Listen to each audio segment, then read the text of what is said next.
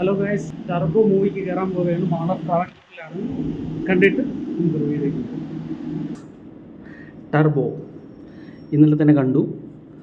അപ്പം നിങ്ങൾ കേട്ട റിവ്യൂ പോലെ തന്നെ പടം കിടിലമാണ്. അപ്പം ഇത് പറയുന്നതിന് മുമ്പ് ഒരു കാര്യം എന്ന് പറഞ്ഞു കഴിഞ്ഞാൽ, മമ്മൂട്ടി എന്ന് പറയുന്ന ആ ഒരു നടൻ എല്ലാവർക്കും ഒരു ഇൻസ്പിറേഷനാണ്.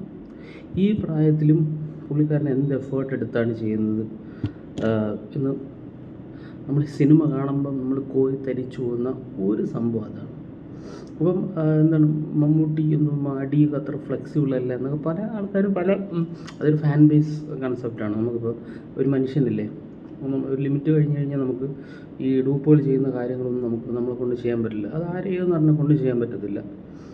പക്ഷേ ഇതിൽ പുള്ളി ചെയ്തു വെച്ചിരിക്കുന്നത് കണ്ടു കഴിഞ്ഞാൽ, പക്ഷേ എഫേർട്ടിൻ്റെ മാക്സിമം എഫേർട്ട് പുള്ളി ഇട്ടാണ് ഈ ഒരു സിനിമ ചെയ്തിരിക്കുന്നത്. സമ്മതിച്ച് കൊടുത്തേ പറ്റുള്ളൂ ഈ പ്രായത്തിൽ.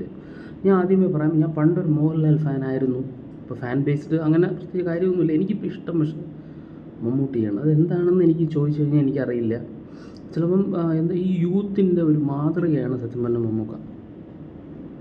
പുള്ളിയുടെ ആ ഒരു ഈ ഒരു പ്രായത്തിൽ മെയിൻറ്റെയിൻ ചെയ്യുന്ന ആ ഒരു ബോഡി, ആ ഒരു ഫൈറ്റ് എന്ന് പറഞ്ഞാൽ എനിക്ക് തോന്നുന്നു പുള്ളി ചെയ്തിട്ടുള്ളതിൽ വെച്ച് ഏറ്റവും പല ഫൈറ്റ്സും ഉണ്ടെങ്കിലും കിട്ടിലും ഫൈറ്റ് സീനും അടിപൊളിയാണ്. ഇനി നമുക്ക് സിനിമയിലോട്ട് വരാം.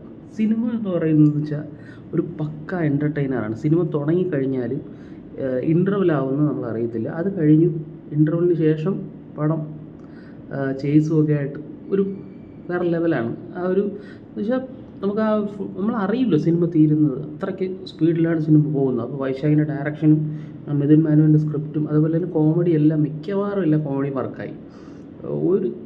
ഒന്നോ രണ്ടോ കോമഡി ഒഴിച്ച് ബാക്കിയെല്ലാം തിയേറ്ററിൽ ചിരിച്ച് മറിയുന്ന സംഭവമാണ് തിയേറ്ററിൻ്റെ അകത്തുണ്ടായിരുന്നത്.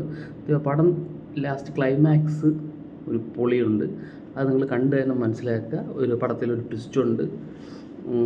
മൊത്തത്തിൽ ഞാൻ വിചാരിച്ച ടർബോയെ കാട്ടിയും ഒരു തട്ട് മുകളിലാണ് ഈ ഒരു ടർബോ. അതായത് നമ്മൾ എന്താണ് മമ്മൂക്കയുടെ പല രീതിയിലുള്ള അച്ചായൻ ക്യാരക്ടേഴ്സും കണ്ടിട്ടുണ്ട്. അതേപോലെ മധുരാജയിലൊക്കെ എന്ന് പറഞ്ഞാൽ വില്ലൻ സ്ട്രോങ് അല്ല. പക്ഷെ ഇതിലെന്ന് പറഞ്ഞാൽ വില്ലൻ അടിപൊളിയാണ്. വില്ലനും ഇതിൽ അതേപോലെ വെറുതെ അടിച്ച് പറപ്പിക്കലുണ്ട്. പക്ഷേ അത് ഒരു സിറ്റുവേഷന് വേണ്ട രീതിയിൽ ആണ് ഈ ഒരു പടത്തിൽ ചെയ്തത്. സാധാരണ വൈശാഖിൻ്റെ സിനിമയിലെ എല്ലാ ക്യാരക്ടേഴ്സും എന്താണ് കുറച്ച് അമാനുഷികരായിരിക്കും സൂപ്പർ സ്റ്റാർ പടങ്ങളിൽ. പക്ഷേ ഇതിലങ്ങനെയല്ല. ഇതിൽ അവർ ഒരു സിറ്റുവേഷൻ വേണ്ടപ്പോൾ മാത്രം ഫൈറ്റ് ചെയ്യുന്നൊരു നായകനാണ് നമ്മൾ ഈ ഒരു സിനിമയിൽ കാണാൻ പറ്റുന്നത്. അപ്പോൾ ആക്ച്വലി ഇതൊരു വർത്ത് മൂവിയാണ്. ഞാൻ ഫാൻ അങ്ങനെ ഒരു ബോയ് എന്ന രീതിയിൽ പറയുന്നതല്ല. ഞാൻ ഫാൻ തന്നെയാണ്, അതിന് ഒരു സംശയമില്ല. പക്ഷേ നിങ്ങൾ ഈ സിനിമ ഒന്ന് കാണുക സംഭവം.